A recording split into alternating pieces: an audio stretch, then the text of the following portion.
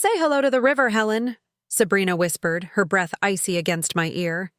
Before I could even turn, her hands pressed firmly against my back.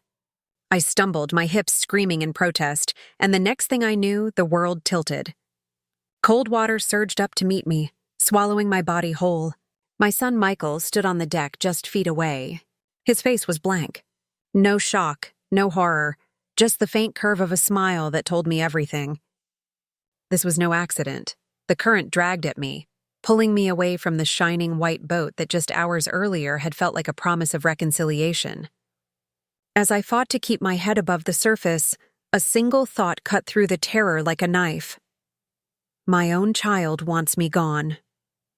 But let me back up. Let me tell you how a perfectly ordinary Tuesday morning turned into a betrayal so sharp it nearly carved me out of existence. I am Helen Marshall, 66 years old, a widow, a mother of one. My husband, Thomas, died 2 years ago, leaving behind a sprawling logistics company that he and I had built from nothing. When he passed, the empire became mine. Not his siblings, not the board of directors, me, the sole owner of a fortune worth nearly $2.7 billion. And since then, my life had been a balancing act between grief, recovery, and the desperate hope that my son still wanted me as his mother, not just his bank. So when Michael called that morning, personally, not through his secretary, my heart lifted. He hadn't called me directly in months. His voice was warm, almost boyish, as he said, "Mom, let's celebrate your recovery from surgery. Just you, me, and Sabrina. A family outing. We've got the boat waiting." I should have heard the danger in those words. I should have felt the insincerity crawling under his tone. But loneliness makes fools of us all. And after weeks of physical therapy for my hip replacement, I wanted nothing more than to believe my son cared.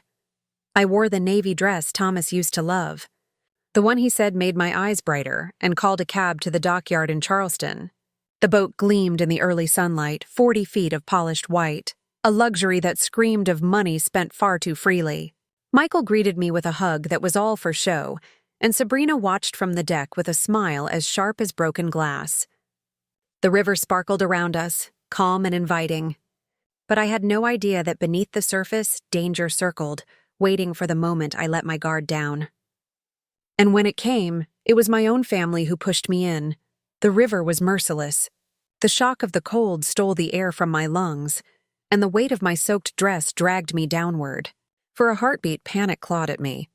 My hip throbbed, my chest burned, and a cruel thought flashed across my mind.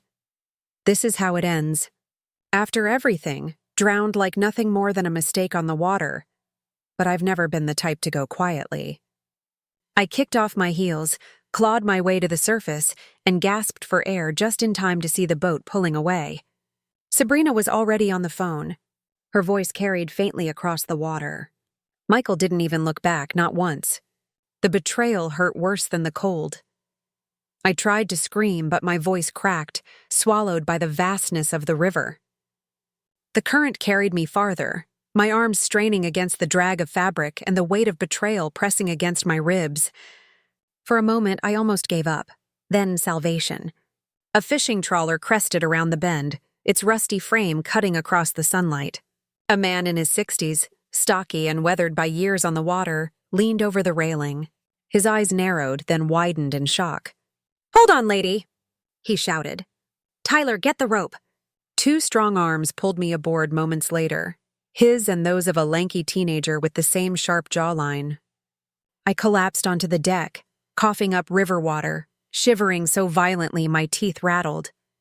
"Holy moly," the man muttered, wrapping me in a wool blanket that smelled of salt and smoke. "You trying to get yourself finished?" I shook my head, still gasping. "No, my family. They tried to finish me."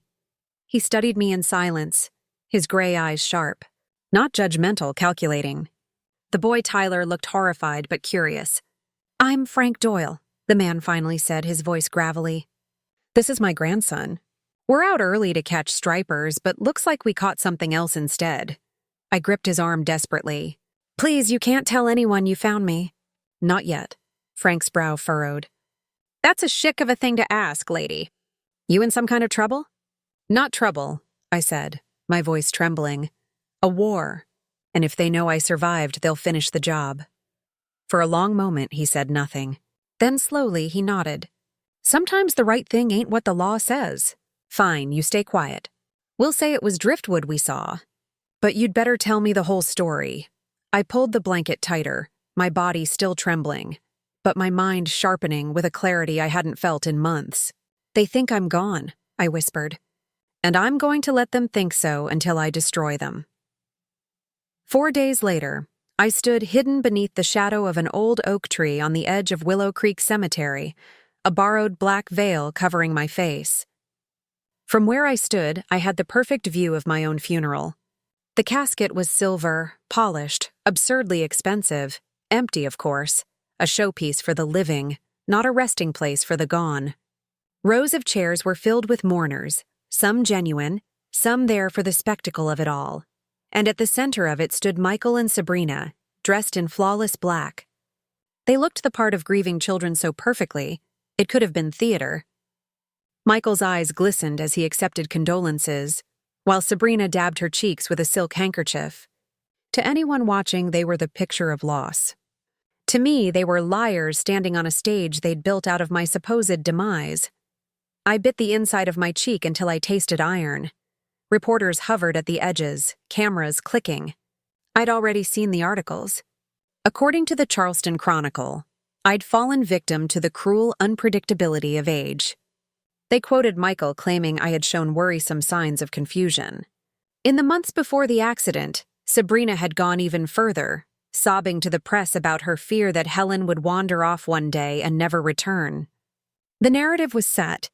I wasn't a victim of betrayal. I was a confused older woman whose decline had tragically ended in drowning. I scanned the crowd, looking for familiar faces. My neighbor, Mrs. Daly, was there, tears streaming openly. Old friends from my church group. Even the doctor who had performed my surgery, his head bowed respectfully. These people truly mourned me. That was the part that burned the deepest. Genuine grief being twisted into fuel for Sabrina and Michael's lies. But then I noticed something strange. My longtime lawyer wasn't there. Neither was my accountant. And my financial advisor, the one who had guided Thomas and me through decades of decisions, was conspicuously absent. Why would the people who managed my billions not attend the funeral of the woman they supposedly served? Unless, of course, they had other roles to play. As the pastor spoke, Sabrina leaned into Michael's shoulder, her face angled just enough for the cameras. She looked beautiful, tragic, almost saintly, and I realized she was playing not just for sympathy, but for legitimacy. Every tear was an investment in her new life. As the grieving, I gripped the bark of the oak tree, my nails digging in. Let them bury an empty box. Let them sell my image as senile and lost. Because while they mourned a ghost, I was watching, waiting, and very much alive. That night, while the echoes of my own funeral still rattled in my chest, I made a decision. If I wanted the truth, I had to return to the house that had once been mine. Frank drove me to Savannah, where the Marshall home stood like a monument to everything Thomas and I had built. 35 years of laughter, arguments, Christmas mornings, and late-night talks had lived inside those walls. Now it belonged to Michael and Sabrina, signed over after Thomas's death, because I'd believed family meant something. The street was quiet when we arrived near midnight. Porch lights flickered here and there, but no movement. My hand trembled as I slid the old brass key into the back door lock. Michael had never asked for it back. Why would he? As far as he knew, I was lying at the bottom of the river. The click of the tumblers sent a shiver down my spine. The house smelled different as soon as I stepped inside. Expensive cologne, harsh cleaning products, something artificial that masked what it really was. No longer my home. I moved slowly through the rooms, careful with the flashlight Frank had given me. The furniture was draped in white sheets, but beneath them, I glimpsed new leather couches, an entertainment system far larger than anything I'd ever allowed Thomas to buy. On the counters sat bowls of imported fruit and wine bottles with labels I didn't recognize. It wasn't a house someone visited. It was a house someone lived in. In the kitchen, the refrigerator hummed. Inside were fresh groceries, the kind delivered weekly. Organic vegetables, French cheese, baby formula. My pulse quickened. It was the office upstairs, Thomas's old study, that held the truth. The desk was no longer his orderly workspace. Papers spilled across the surface, binders stacked in neat piles.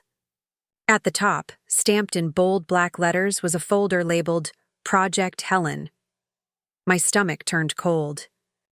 Inside were medical reports, pages and pages describing cognitive decline, supposed lapses in memory, hallucinations I'd never had. Each document bore my name, some with forged signatures, others authenticated by doctors I didn't know. There were notes about staged incidents, forgetting an appointment, mixing up medications, wandering at a dinner party. I remembered those moments. Sabrina whispering the wrong date. Michael switching pill bottles. Every mistake had been engineered. They weren't just trying to steal my fortune. They were rewriting me. I snapped photos with a disposable camera Frank had given me, my hands shaking. That's when it happened. A sound, soft, fragile, unmistakable. A baby crying. I froze. Every nerve in my body alight. The sound drifted from the second floor, thin but real, winding through the hallways like a ghost. Michael and Sabrina had no children? They'd always insisted they were too busy, too ambitious. So whose baby was in my house? And why were they hiding it? I stood frozen in the hallway, my heart hammering. The cry rose again, plaintive, insistent, echoing through the empty rooms. For a moment, I wondered if grief and exhaustion had conjured it. But no, the sound was real. I crept up the staircase, each step groaning like a warning. The baby's cries led me to the guest bedroom, the one Sabrina had always hated because it smelled old. The door was ajar. I nudged it open and my breath caught. Inside was a nursery. The wallpaper had been stripped and replaced with pastel clouds. A white crib stood against the far wall draped with a canopy. Shelves lined with stuffed animals and brand new toys gleamed in the dim light. And there, swaddled in an expensive blanket, lay the source of the cries. A baby no older than a few weeks, his face red with need. My knees nearly buckled. Michael and Sabrina had never told me they were expecting. I'd seen Sabrina only days before on the yacht. Slim, radiant, not a woman recovering from childbirth. So whose child was this? I took a cautious step closer, then stopped when headlights swept across the window. A car door slammed outside. Bang. My blood turned to ice. Michael and Sabrina were home. I darted back down the stairs, clutching the disposable camera to my chest. By the time their voices floated through the front door, I had slipped out the back into the garden.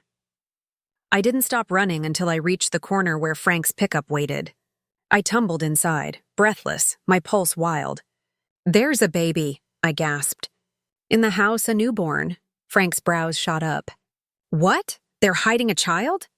"I don't know whose, but it isn't theirs." The engine rumbled as he pulled us away from the curb, his face grim. "That's not just greed anymore, Helen. That's something darker." He was right. And I needed answers. The next morning, Frank introduced me to someone he trusted, a private investigator named Laura Caney, a sharp-eyed woman in her 40s with a detective's patience. She listened as I told her everything. When I mentioned the baby, her expression hardened. "I know a place that matches this pattern," she said. "A private clinic across the state line. Discreet, expensive, they specialize in surrogacy arrangements." Within days, Laura confirmed what I feared. The baby in my old house had been born only 3 weeks earlier. The surrogate mother, a 17-year-old runaway named Anna Rivera from Georgia, had died suddenly during delivery. No family, no inquiries. "Healthy girl, no complications," Laura said, sliding the file toward me. "But the records say cardiac arrest." Too convenient. I stared at the photo of Anna, a child herself, smiling shyly at the camera. Michael and Sabrina hadn't just stolen my fortune. They had stolen a life. The file Laura handed me felt heavier than stone. Anna Rivera's smiling face stared back at me, frozen in time. A teenager whose life had been bartered away. My hand shook as I traced the edges of the photograph. "Someone arranged this," I whispered. "Michael and Sabrina don't have the brains for something this elaborate," Laura nodded. "Exactly. Surrogacy clinics don't just let minors walk in. There's a handler, a fixer, someone with power who makes it all legal on paper. The next week, she dug deeper, combing through property records, legal filings, and names tied to the so-called clinic. One name appeared again and again, like a shadow lurking at the edge of every document. Claudia Mercer, an estate attorney in Atlanta. Polished, respected, and terrifyingly efficient. Mercer specialized in family transitions. On the surface, she helped wealthy families navigate inheritance planning. Beneath that mask, Laura discovered a darker pattern. Dozens of older clients who had died under mysterious but conveniently timed circumstances. "She's running a network," Laura said, spreading surveillance photos across Frank's kitchen table. "Your son and daughter-in-law are just pawns. Mercer recruits greedy relatives, manufactures evidence of mental decline, and clears the path for inheritance. I've tracked at least 20 suspicious demises tied to her clients in the past 5 years. The pictures chilled me. Claudia stepping out of luxury cars, shaking hands with men in suits, slipping into hospitals and private clinics. Always there, but never directly tied to the demises. So she's the mastermind, I said, my voice low. And Michael delivered me into her hands. Laura tapped one photo, a grainy shot of Claudia leaving the same clinic where Anna had died. Mercer was there that night. Witnesses say she oversaw the birth personally. The baby was delivered. Anna never left alive. I pressed a hand to my mouth. The betrayal of my son already cut deep. But this was monstrous. They think you're gone, Laura continued. Mercer is moving fast. She's pushing probate through the courts. Within weeks, your estate will belong to Michael, Sabrina, and that baby.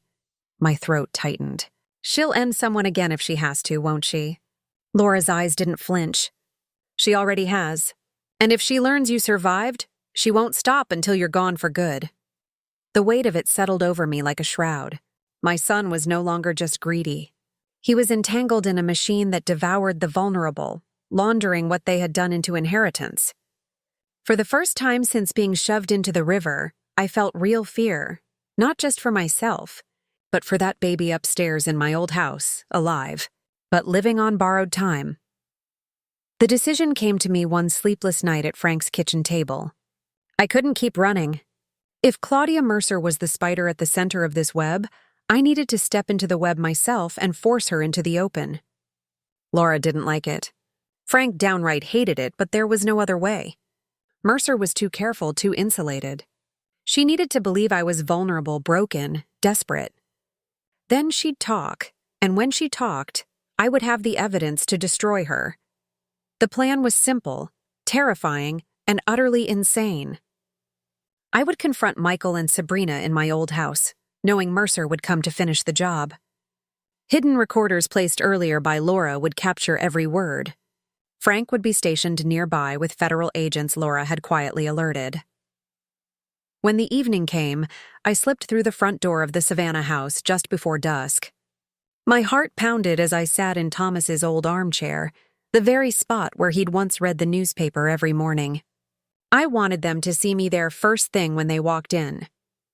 The door opened at exactly 7. Michael froze in the doorway, the keys falling from his hand. His face went white. "Hello, darling," I said evenly, my voice steady despite the tremor in my bones. "Did you miss me?" Sabrina's scream pierced the air, raw and shrill. For a moment, I thought she might faint. Michael just stood there trembling, as though he was staring at a ghost that refused to stay buried. Before they could speak, another presence filled the room. Claudia Mercer entered as if she owned the place. Her tailored suit was flawless, her eyes cold and assessing. "Well," she said, her tone sharp as glass, "the woman who refuses to be finished." She set a leather portfolio on the coffee table, glancing at me as though I were a mere inconvenience. "This is unwise, Mrs. Marshall. Very unwise." I folded my hands in my lap. "Is it? Or is it unwise for you to sit here and admit what you've been doing?" She gave a thin smile. "You think you've cornered me, but I provide a service. Families like yours want freedom from burdens. I make it clean, efficient, legal. Call it estate acceleration if you like. The older generation passes out peacefully. The young inherits sooner. Everyone wins." Her words were venom disguised as reason. Michael swallowed hard. Sabrina gripped his arm. I leaned forward, my voice low and calm. You've ended people dozens, and tonight, the world is going to hear you say it. The hidden microphones blinked red in the dark, and then, right on cue, the windows shattered as agents poured through every entrance. Chaos erupted as agents swarmed the house. The crack of boots against hardwood, the shouts of commands, the metallic snap of handcuffs. It all blurred together in a storm of justice I'd been waiting for since the day Sabrina pushed me into the river. Claudia Mercer tried to run. She bolted for the kitchen, her expensive heels skidding across the floor. She made it less than 6 feet before 3 agents slammed her down, her leather portfolio scattering like broken wings. Michael and Sabrina stood paralyzed on the sofa, their masks of composure stripped away, nothing left but pale faces and trembling hands. Claudia Mercer, one agent barked. You're under arrest for conspiracy to commit murder, racketeering, wire fraud, and elder abuse. Her lips curled, but she said nothing. Then the agents turned to Michael and Sabrina. The silence was louder than any scream as they read my own son his rights. His eyes flicked toward me, desperate, pleading. Mom, he whispered, his voice cracking. I didn't mean for it to go this far. But it had. The legal storm that followed lasted months. Claudia Mercer was convicted on all counts. Sentenced to life without parole. Her network unraveled like rotten rope. Doctors, lawyers, even a probate judge fell with her. Michael and Sabrina took plea deals. 25 years and 20 years, stripped of the wealth they had tried to steal. But the most important chapter wasn't written in a courtroom. It was written in family court, in a quiet chamber where I petitioned for custody of the baby, Ana Rivera's child.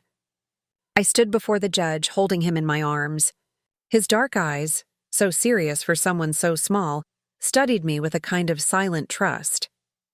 His name will be Samuel Rivera Marshall, I told the court. Rivera for his mother who gave him life. Marshall for the family who will love him, not use him, the gavel struck. Custody granted. Now, 5 years later, Samuel is a boy full of laughter and questions. He knows the truth. He knows his birth mother was a brave young girl who wanted him to live. He knows the people who tried to raise him were not family, only thieves blinded by greed. And he knows that love, real love, is a choice, not a bloodline. Sometimes when I tuck him in at night, I remember the river, the cold hands of betrayal dragging me under. But then I look at him, safe and smiling, and I know why I survived. Family is not the people who share your name. Family is the people who choose you, protect you, and stand beside you when the current rises. That's the only inheritance that matters.